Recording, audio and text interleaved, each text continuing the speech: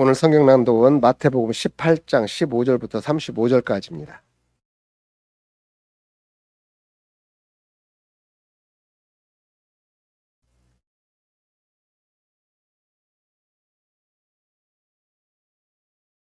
마태복음 18장 15절입니다. 내 형제가 죄를 범하거든 가서 너와 그 사람과만 상대하여 권고하라. 만일 들으면 내가 내 형제를 얻은 것이요. 만일 듣지 않거든 한두 사람을 데리고 가서 두세 증인으로 입으로 날마다 증참케 하라. 만일 그들의 말도 듣지 않거든 교회의 말하고 교회의 말도 듣지 않거든 이방인과 세례와 같이 여기라. 진실로 너희에게 이르노니 무엇이든지 너희가 땅에서 매면 하늘에서 매일 것이요 무엇이든지 땅에서 풀면 하늘에서도 풀리리라. 진실로 다시 너희에게 이르노니 너희 중에 두 사람이 땅에서 합심하여 무엇이든지 구하면 하늘에 계신 내 아버지께서 저희를 위하여 이루게 하시리라. 두세 사람이 내 이름으로 모인 곳에는 나도 그들 중에 있느니라. 그때 베드로가 나와 가로되 주여, 형제가 내게 죄를 범하면 몇 번이나 용서하여 주리이까? 7번까지 하오리이까? 예수께서 가로쓰되 내가 이르노니 내게 이르노니 7번뿐만 아니라 70번씩 7번이라도 할지라. 이러므로 천국은 그 종들과 회개하려 하던 어떤 임금과 같으니 회개할 때에 1만 달란트 빚진 자를 데려오매 갚을 것이 없는지라. 주인이 명하여 그 몸과 처와 자식들과 모든 소유를 다 팔아 갚게 하라 한데 그 종이 엎드려 절하며 가로되 내게 참으소서 다 갚으리이다 하거늘 그 종의 주인이 불쌍히 여겨 놓아 보내며 그 빚을 탕감하여 주었더니 그 종이 나가서 제게 100데나리온 빚진 동관 하나를 만나 붙들어 목을 잡고 가로되 빚을 갚으라 하매 그 동관이 엎드려 간구하여 가로되 나를 참아 주셔서 갚으리이다 하되 허락하지 아니하고 이에 가서 저가 빚을 갚도록 옥에 가누거늘 그 동관들이 그것을 보고 심히 민망하여 주인에게 가서 그 일을 다 고하니 이에 주인이 저를 불러다가 말하되 악한 종아 내가 빌기에 내가 내 빚을 전부 탕감하여 주었거늘 내가 너를 불쌍히 여긴 것 같이 너도 내 동관을 불쌍히 여김이 마땅치 아니하냐 하고 주인이 노하여 그 빚을 다 갚도록 저를 옥졸에게 붙이니라. 너희가 각각 중심으로 형제를 용서하지 아니하면 내 천부께서도 너희에게 이와 같이 하시리라. 주님의 말씀에 대한 우리의 화답송은 시편 118편 7절 8절 하시겠습니다.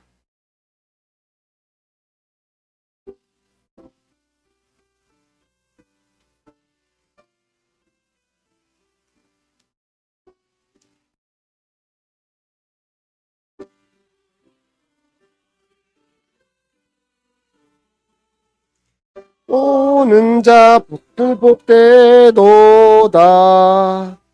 여호와 집에 있는 우리 너희 축복하였도다.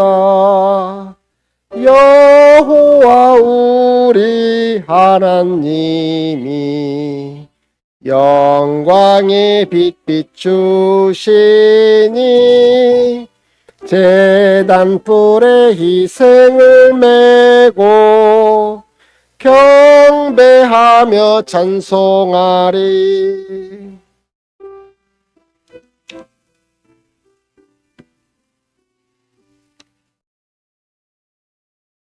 주는 내 하나님이시라. 나 주께 감사하리다. 주는 내 하나님이시라. 내 은혜가 높이시리라. 여호와께 감사할지라. 여호와는 선하시며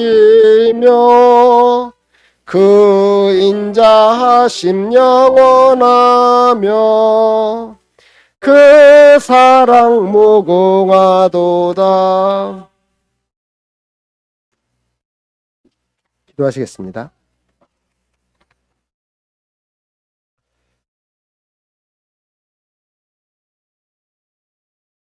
전능하시고 자비로우신 하나님 아버지, 저희들이 기도로 주님 앞에 나아가기 합당치 않음을 고백하나이다. 저희 양심이 저희를 고소하며 저희의 죄가 저희에게 불리한 증언을 하나이다.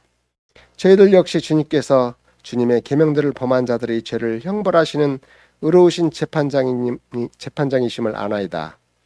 그러나 주님께서 저희들의 필요한 모든 상황에서 주님을 부르라고 명령하셨고 자비로 저희의 간구를 들으시겠다고 약속하셨나이다. 이는 저희의 공로 때문이 아니라 저희들은 아무것도 아니기에 하나님께서 저희의 중보자요 대언자로 임명하셨던 우리 주 예수 그리스도의 공로 때문이라는 것을 저희가 실감하나이다. 그러므로 저희들은 다른 어떤 도움도 포기하고 오직 주님의 자비를 제외하고는 그 어떤 것도 저희들이 피난처로 삼기를 거절하나이다. 이제는 저희 기도가 하나님께서 저희에게 요구하시는 감사의 가장 중요한 부분으로 자리 잡을 수 있게 하시옵소서. 더욱이 하나님께서는 오직 끊임없이 간절한 심정으로 자신에게 이런 은사들을 간청하고 그것들로 감사하는 자들에게만 그의 은혜와 성신을 주시나이다.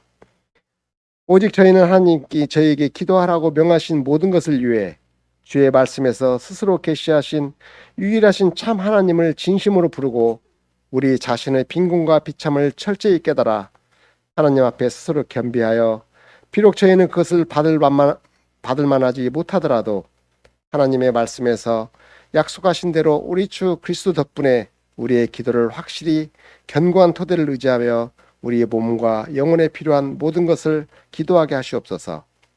그래서 하나님이 기뻐하시고 들으시는 기도를 할 수 있도록 하여 주시옵소서. 주께서 하나의 거룩한 보편적 교회 성도의 교제의 사실에 항상 저희가 충실케 하시옵소서. 주님이 저에게 값없이 사죄의 은총을 베풀어 주신 사실이 저에게 큰 자랑이요 유일무이한 재산과 실력이 되게 하여 주시옵소서. 오직 예수 그리스도 외에는 모든 것을 분토와 같이 여길 수 있는 마음을 주시고 그리스도를 위하여 달려갈 길을 달려가고 선한 싸움을 싸우며 믿음을 지키는 또 새로운 역사의 장으로 삼아 주시옵소서. 주 예수 그리스도의 이름으로 기도하옵나이다. 아멘. 자위사기 염두를 하시고 시편 143편 1절 4절 5절을 찬송하시겠습니다.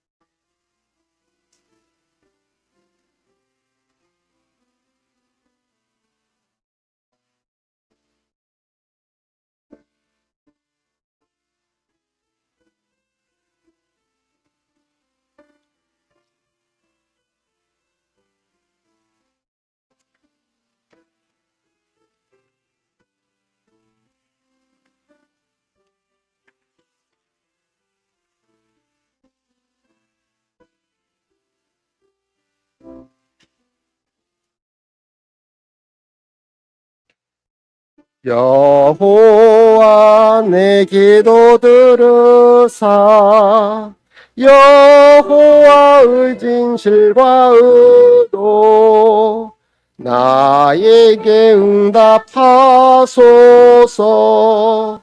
주 앞에 의인 없사오니 주의 종심판 마소서. 여의 손을 주 향하여 펴고 갈급히 사모하나이다. 속히 응답하옵소서.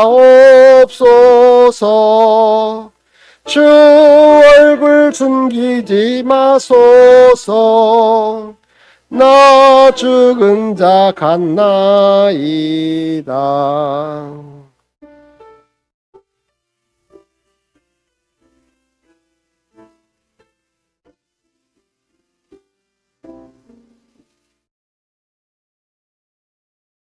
아침에 주의 인자하심 그 말씀 듣게 하옵소서. 나 준 의뢰하오니 나 다닐 길 알게 하소서. 내 영혼 드리나이다.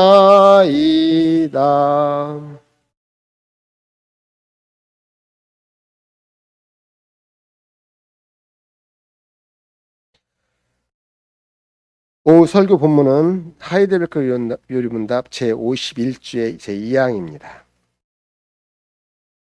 126문입니다.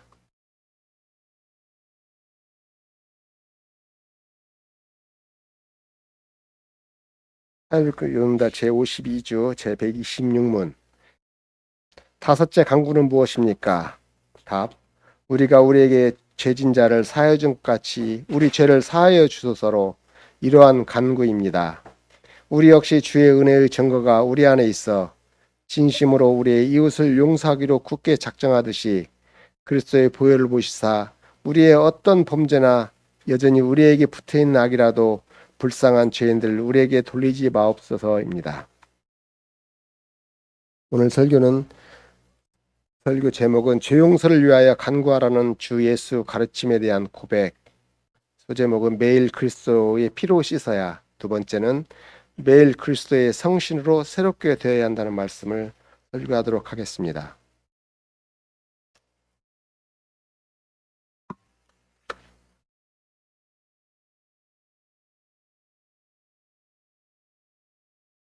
우리는 다섯 번째 간구, 즉 우리가 우리에게 빚진 자들을 사하여 주었듯이 우리에게도 우리의 빚을 사하여 주시옵소서에 이르렀습니다. 얼핏 보면 이 간구 안에 몹시 겁에 질리도록 만드는 특수한 짜맞춤이 있습니다. 마치 우리 죄에 대한 하나님의 용서하심이 우리가 우리 이웃에게 죄 용서해 주는 것에 제한받는 것처럼 말입니다. 우리 또한 용서해 준 것 같이 우리를 용서하소서. 여기에 죄 용서가 여하튼 사람의 행위에 묶여 있거나 아니면 우리가 해야 하는 어떤 일에 토대를 두고 있다는 말로 들립니까? 죄 용서는 오로지 십자가 위에 그리스도의 구역사역에 기초하고 있지 않습니까?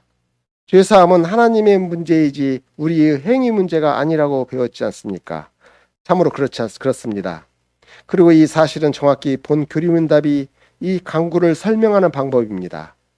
우리 구원의 토대 혹은 근거는 어떤 방식으로든지 우리 자신에게 놓이게 되어서는 안 되는 것입니다. 그러나 동시에 이 간구는 죄의 용서함이 결코 그 자체로 서 있을 수 없으며 오히려 확실한 결과와 목적으로 드러나야 한다는 것을 분명하게 말하고 있습니다. 우리는 우리 쪽에서 또한 이웃을 사랑하고 그것을 용서하면서 시작하지 않은 채 그리스도 안에서 하나님의 사랑과 은혜를 받을 수 없습니다. 그리스도의 피에 의한 우리 죄로부터 구속, 역시 그리스도의 영에 의한 생활을 갱신으로 이끕니다. 이것이 간구에 아주 탁월하게 정초되어 있는 관련성입니다. 그리스도의 피와 그리스도의 성신은 항상 함께 갑니다. 씻는 피와 새롭게 하는 성신은 함께랍니다. 여러분은 후자 없이 전자를 가질 수 없습니다. 이것은 매우 중요한 연관성입니다. 우리 모두가 너무도 자주 중생과 회심의 실제에 대한 필요성과 요구를 받아들이지 않은 채 우리의 죄사함을 요청합니다. 우리는 죄사함을 요청하고 그리고 그대로 그것을 방치해버리는 경우가 있습니다. 종종 우리는 우리의 죄의 깊이나 혹은 전적인 갱신을 위한 중대한 필요성을 잘 보지 않으려고 합니다. 이렇게 하여 우리의 기도가 아주 쉽게 피상적이 되어버릴 수가 있습니다. 그러나 우리 주님은 여기에 즉각적으로 죄의 용서를 삶의 갱신에 매이게 하도록 하셨습니다. 그분은 우리에게 우리 또한 우리의 빚들을 용서해 준 것 같이 우리의 빚들을 용서해 주소서라고 말하라고 가르치십니다. 본 구리문답은 이 간구 안에 고백, 즉 죄에 대한 매우 심오한 고백이 있다는 것을 우리에게 보여주고 있습니다. 우리가 알고 있듯이 고백이 없이는 죄의 용서도 있을 수 없습니다. 주님께서 우리의 죄를 우리에게 용서해 주실 것이나 그러나 우리는 겸손하고도 전심 어린 마음으로 죄를 고백해야 한다고 말합니다. 우리는 이 사실을 예를 들어 요한일서 1장 9절에서 만일 우리가 우리 죄를 자백하면 저가 미쁘시고 의로우사 우리 죄를 사하시며 모든 불의에서 우리를 깨끗하게 하실 것이요 라고 말씀하셨습니다. 죄의 고백은 우리가 죄를 범했다는 것을 부정하는 것과 반대로서 우리가 하나님 앞에서 죄를 범했다는 사실을 인정하는 것입니다. 결코 어리석어서는 안 됩니다. 다시 말해 수많은 사람들이 자신이 죄인이라는 사실을 근본적으로 부정하고 있습니다. 그들은 진정한 죄에 대한 자각이 없는 것입니다. 여기 이번 간교에 사용된 단어는 빛들이라는 단어입니다. 이 단어는 분명하게 우리가 하나님을 섬기는데 완전하게 모자라며 부족하게 되었다는 것을 가리킵니다. 하나님과 우리 이웃과 관련하여 아주 대단히 모자람이 있습니다. 우리는 단순히 요구된 순종과 사랑이라는 목적에 절대 이르지 못합니다. 본 교리문답은 어떤 허물이라도 이라는 단어를 사용하고 그리고 이 단어는 완전히 잘못된 행위를 가리키고 있습니다. 우리는 수많은 것들이 모자라며 그러나 심지어 우리가 행했던 것들이 완전하게 잘못되게 행하였습니다. 빛들이라는 단어는 우리가 하지 않았던 선행에 대해서 말하는 것입니다. 허물들이라는 단어는 우리가 참으로 하고야 말았던 악행들에 대해서 말하고 있는 것입니다. 그리고 이 두 단어가 복수로 나타나 있습니다. 죄는 단지 하나의 사소한 빛들의 문제가 아니라 빛이 끊임없이 가중되는 것과라고 가중된 전과라고 할 수 있습니다.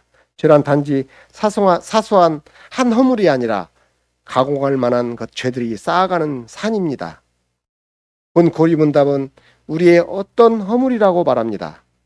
독일 원문의 더 나은 번역은 나쁜 짓들, 악행이나 범죄 행위들일 것입니다. 나쁜 짓 또한 악행은 중대하게 잘못된 행위 범죄입니다. 그리고 우리는 범죄가 율법에 의해서 측정되어야 하고 또 결정되어야 한다는 사실을 잘 알고 있습니다. 범죄라는 단어는 하나님의 율법을 고의적으로 그리고 부당하게 위반하는 것이기 때문입니다. 내가 추측하건대 우리들 가운데 아무도 자신이 죄인이라는 사실을 부정하지는 않습니다.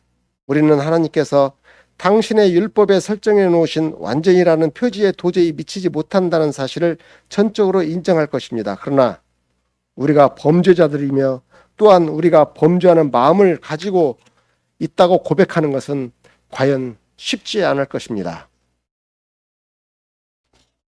우리가 범죄자들과 동시에 죄를 범하고자 하는 마음을 가지고 있다고 생각할 때 우리는 나쁜 경우들, 즉 습관적인 범죄들에 대해서 생각합니다. 도움을 받지 않으려는 사람들이 있으며 또 이들을 개혁하려고 들지 않습니다. 우리는 분명히 이 범죄에 우리를 집어넣지 않으려고 할 것입니다. 이런 모습과 비교하여 우리의 나쁜 행위들, 악행들은 사소한 것이라고 우리가 그냥 생각합니다. 그러나 본 교리문답은 또한 여전히 우리에게 붙어있는 악에 대해서도 말씀하고 있습니다. 이것은 우리에게 아주 습관적인 것입니다. 부단하게 죄로 기울어져 있는 경향성이 우리 속에 있습니다. 비록 우리가 특정한 나쁜 행위를 고백한다 하더라도 죄된 경향성은 여전히 남아 있습니다. 우리의 약함은 남아 있고 그리고 그 악함이 우리에게 달라붙어 있으며 또 남아 있습니다. 우리가 시도하건 안 하건 그런 과거는 관계없이 우리는 이것을 스스로 떼어낼 수 없습니다. 혹은 흔들어서도 떨어지지 않습니다. 이것은 거기에 항상 붙어 있고 남아 있게 됩니다.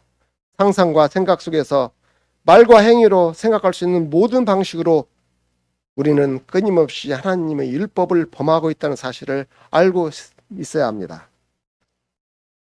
또 물론 우리는 이 사실이 우리가 죄 가운데 잉태되어 태어났기 때문이라는 것을 이해할 수 있습니다. 이 말은 변명이 아니라 추가된 함의입니다. 우리가 죄 가운데 잉태되어 태어났기 때문에 우리 역시 죄를 범합니다.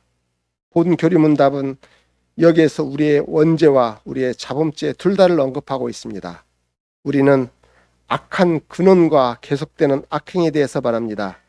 이 사실, 즉 이 간구 배후에 있는 심오한 고백은 우리가 죄 가운데 태어났으며 상습적인 범죄자들이라는 사실이고 그리고 우리는 항상 하나님의 영광에 이르지 못하고 끊임없이 계속해서 하나님의 율법을 범한 자라고 말합니다. 우리가 우리의 죄를 고백할 때 얼마나 자주 우리가 우리의 원죄와 자범죄 둘 다를 언급하고 있습니까? 우리가 단지 죄를 지을 뿐만 아니라 죄스럽다는 사실과 또 단지 이 사실이 하나님의 목전에서 우리를 정죄받게 한다는 사실을 결코 잊어서는 안 됩니다. 악한 것이 꼭 우리에게 날마다 언제든지 달라붙어 있습니다. 본 교리문답은 불쌍한 죄인, 비참한 죄인들이라는 어구를 사용합니다. 불쌍한, 비참한, 곤고한이라는 단어는 전적으로 쓸모없는 무가치한이라는 뜻이 됩니다. 참 놀라운 은혜라는 찬송의 나 같은 비참한 자를 구원하시려고 라는 구절을 한번 떠올려 보십시오. 비참함이라는 단어는 참으로 야비하고 동시에 아주 무가치한 뜻이라는 뜻입니다. 또한 이 말은 불행하고 괴로워한다는 뜻입니다. 원문에서는 불쌍한 죄인이라는 표현이 있으며 이 말은 연민을 자아내는 것이라고 가볍고 가엾다는 의미가 아니라 오히려 보상할 방도가 없다는 뜻으로 그냥 의도되었습니다. 빛은 궁핍, 혼은 핍절을 빛은 궁핍, 혼은 핍절을 뜻합니다. 우리가 하나님께 빚지고 있는 모든 것을 하나님께 갚을 방안이 전혀 없다는 뜻에서 궁핍밥 죄인들이라고 말합니다. 우리는 또한 변명할 수 없는 범죄자들이고 아무런 재산도 없는 빚쟁이들이며 자유에 대한 아무런 소망도 없는 구금자들입니다. 참으로 불쌍한 죄인, 비참한 죄인들입니다. 그러면 빚들이라는 말에서 발견되는 것처럼 이것이 이 간구에 포함되어 있는 고백입니다. 나는 오늘 많은 사람들이 이와 같이 고백을 좋아하지 않는다는 사실을 잘 알고 있습니다. 이 고백은 그들의 입맛에 지나치리만큼 부정적이기 때문입니다. 그러나 매일 거듭해서 우리는 이 논점으로 가야만 합니다. 왜냐하면 그렇지 않으면 우리는 이 간구의 본질을 이해할 수 없기 때문입니다. 주 예수 그리스도께서 우리가 당신의 위대한 속량 가치, 즉 위대한 보석을 볼 수 있도록 하기 위해서 우리의 막대한 빚들 앞에 우리를 두신 것입니다. 예수 그리스도는 기도에 관해서 가르칠 때조차도 우리에게 우리의 죄를 가르치시고 그렇게 하여 우리가 우리의 한 분이시고 유일하신 구세주를 알도록 하셨습니다. 우리는 우리를 용서하소서라고 말하며 그리고 난 뒤에 그리스도의 보혈을 보시사 그리스도의 피 때문에라는 사죄의 단 하나이면서 유일한 근거가 따라옵니다. 여기에서 우리는 골고다 십자가로 우리 주 예수 그리스도의 단 한 번이자 완전한 속죄제사로 초점을 맞춥니다. 여기에서 그분은 하나님의 진노를 진정시키셨고 하나님의 공의를 만족시키셨고 하나님의 율법을 성취시키셨습니다. 우리의 자범죄들이 더러움과 원죄의 오염이 그리스도의 피로 씻음으로만 제거될 수 있었습니다. 그리고 우리는 여기에 매일 씻음을 받아야만 한다는 사실을 덧붙여야 합니다. 우리는 매일 죄를 짓고 또 그러하기에 이 고백이 날마다 반복해서 들려져야만 하며 이렇게 하여야 그리스도의 피가 우리의 생활에 적용될 수 있는 것입니다. 그리스도는 당신의 피를 이제 더 이상 부어주시지 않습니다. 그리스도의 속죄하는 희생제사는 영단번에 이루어진 것이기 때문입니다. 그러나 우리는 그 피로 매일 씻음을 받아야만 합니다. 오직 매일 그리스도의 피로 씻어야만이 여전히 우리에게 달라붙어 있는 범죄들과 악한 것들이 우리에게로 돌려지는 것을 막을 수 있습니다. 우리에게 돌리지 마옵소서 라는 말은 우리의 원죄와 자범죄가 더 이상 우리의 것으로 간주되지 않고 그리고 더 이상 우리의 탓으로 돌려지지 않는다는 뜻입니다.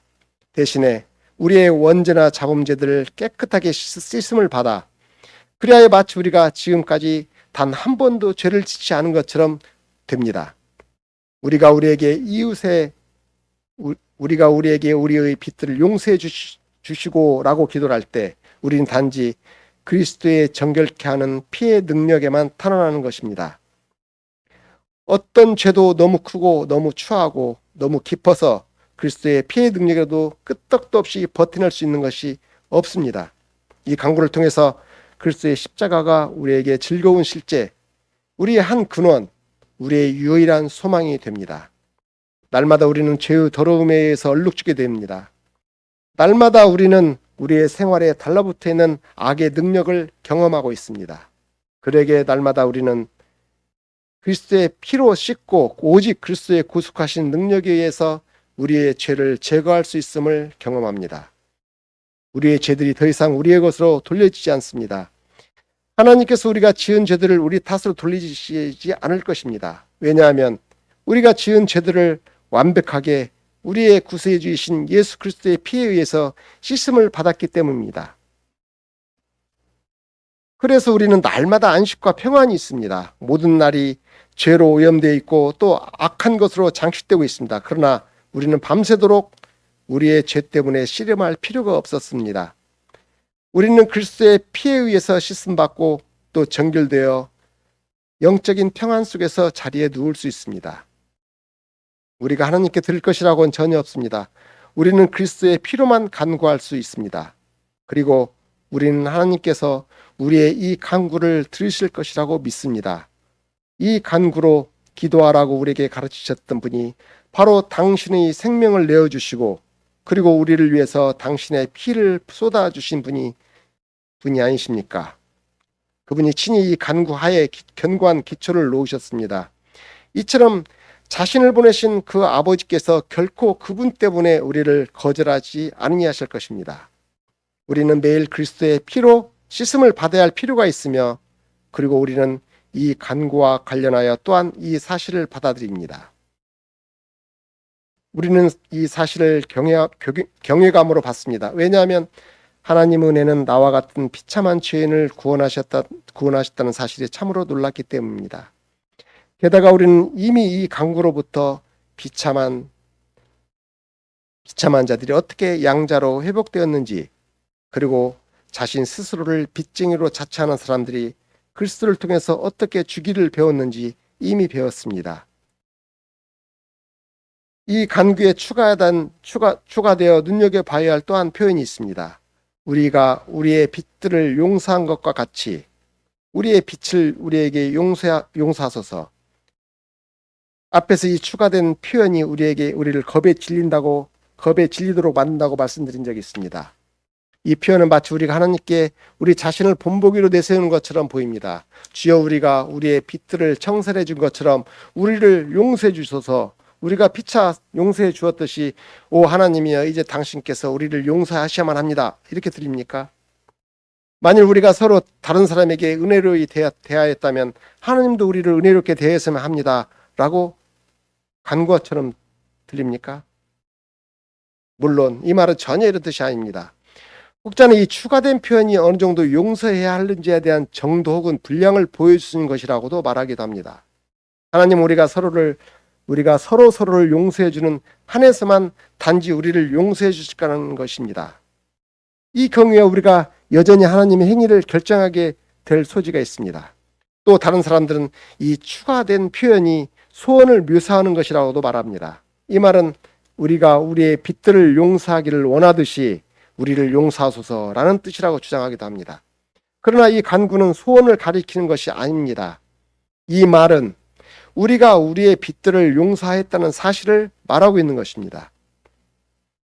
나는 마태복음 본문과 누가복음 본문 사이에 신랄 같은 차이가 있다고 생각합니다. 마태복음에는 우리가 우리의 빚들, 죄를 사하여 주실 같이로 나옵니다. 누가복음에는 우리가 용서하오니로 나옵니다. 마태복음은 완료 시제이고 누가복음은 현재 시제로 나옵니다. 그러나 두 경우에서 그 의미는 동일합니다.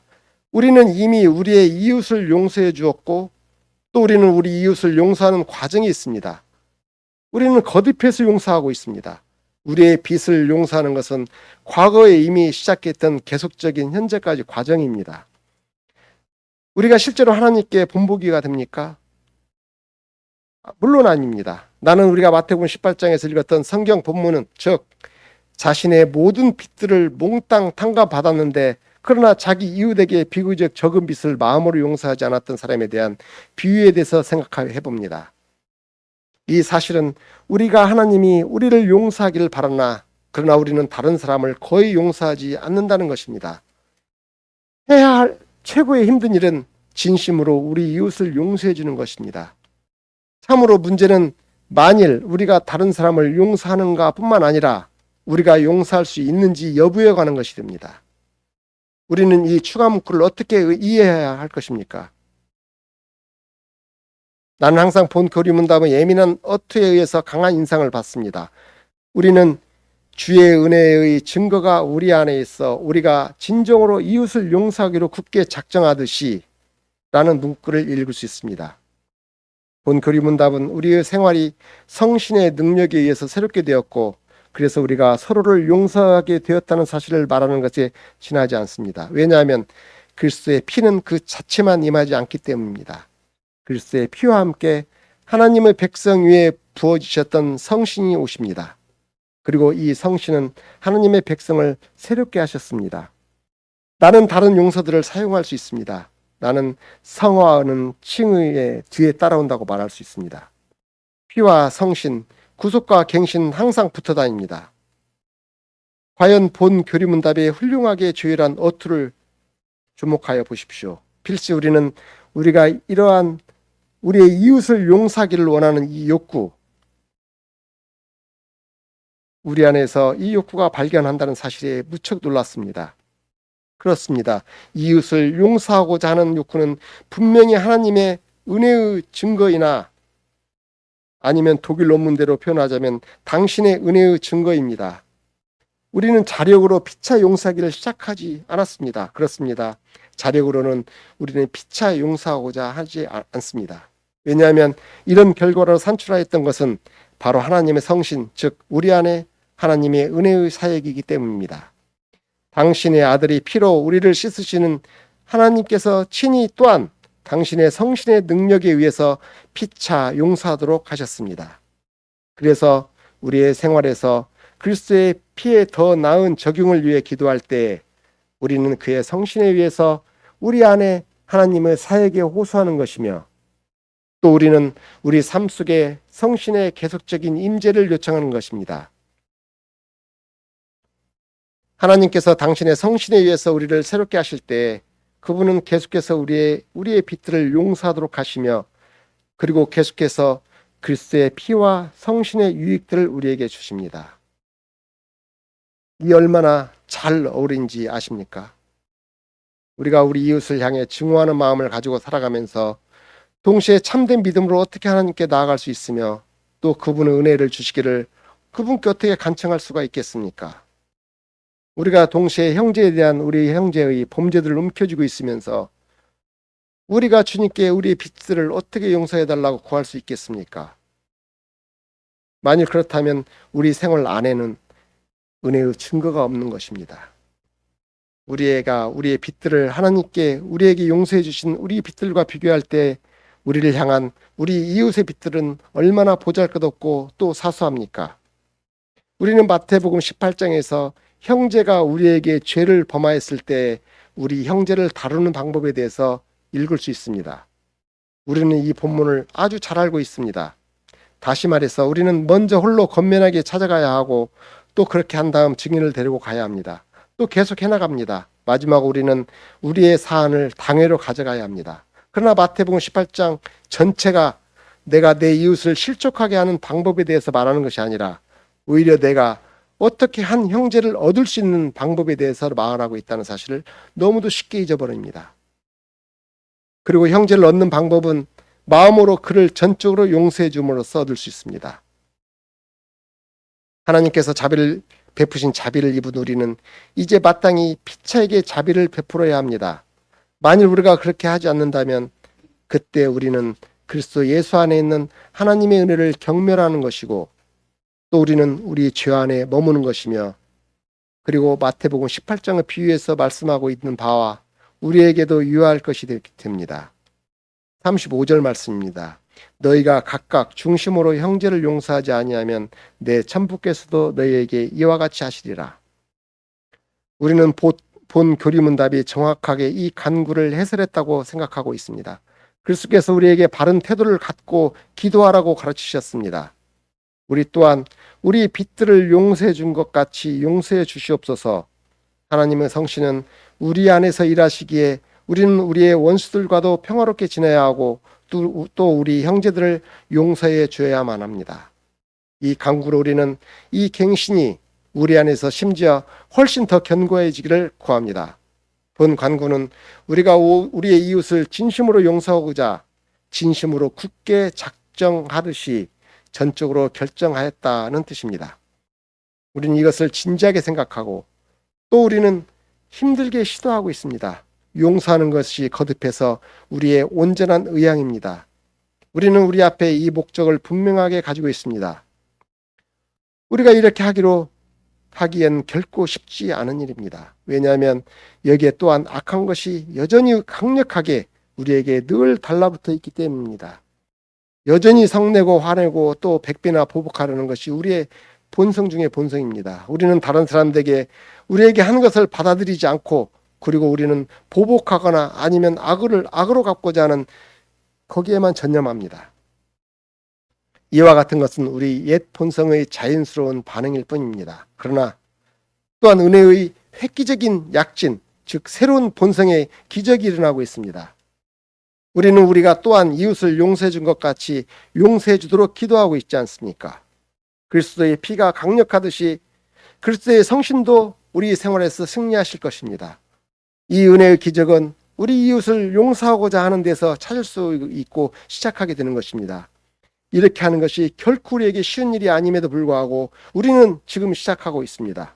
우리가 여전히 원수들로 있을 때에도 하나님께서 친히 우리와 화목하시기 위해서 하신 일을 안다면 우리는 우리의 형제들과 자매들을 이제 훨씬 더 많이 용서하고 사랑하게 될 것이라고 생각합니다. 우리는 그렇게 하기로 본 그리문답에서 고백합니다. 진심으로 굳게 작정하듯이 전적으로 결정되었다고 말하였습니다. 전적으로 정해졌다고 말하였습니다. 이 말은 새 본성의 원리를 말씀하고 있는 것입니다. 우리가 항상 성공하지는 않을 것입니다. 또 우리는 여러 번 비틀거리고 방황하게 될 것입니다. 그러나 여전히 이렇게 결단하게 될 것입니다. 반복해서 모든 문제가 삶에서 새롭게 발생하고 실망하고 슬픈 일이 닥칠 때마다 우리는 진심으로 이웃을 용서하고 굳게 작정하듯이 결단합니다. 언젠가는 이 사고방식이 삶의 방식이 될 것이라고 믿습니다. 이러한 변화는 우리 안에서 일하시는 그리스도의 사역의 열매일 것입니다. 이것은 그리스도께서 십자가에서 흘리신 피를 가지고 오시는 그리스도의 성신의 능력을 보여줍니다. 왜냐하면 하나님의 사역은 하나이기 때문입니다. 칭의와 성화는 피차 분리될 수 없습니다. 그리스도께서 당신의 피를 쏟으신 성금요일은 성신이 부어지신 오순절과 분리될 수 없듯이 마찬가지입니다. 십자가 효력은 성신의 임재 안에서만 드러납니다. 그리스도의 피가 우리의 삶을 치유하듯이 하나님의 성신은 우리의 관계들을 치유하고 있습니다. 우리가 하나님에 의해서 사랑을 입었듯이 우리는 담례로서 피차 사랑할 것입니다. 골고다는 우리로 하여금 오순절을 향하도록 하였습니다. 그리고 오순절은 우리를 골고다를 되돌아보게끔 이끕니다. 그리스도의 피에서 우리는 성신께로 가고 성신에게서 그리스도의 피로 갑니다. 우리의 빚들을 우리에게서 용서해 주옵소서. 이 문장은 그리스도의 피에 대해서 말합니다. 우리가 또한 우리의 빚들을 용서해 준 것 같이 이 말은 그리스도의 성신에 대해서 말하고 있습니다. 이것은 우리가 교회에서 기도하는 방법입니다. 왜냐하면 화목해 된 죄인들은 새롭게 된 죄인들이기 때문입니다. 하나님께로부터 사랑을 입은 우리는 이제 서로 사랑하기 시작합니다. 아멘.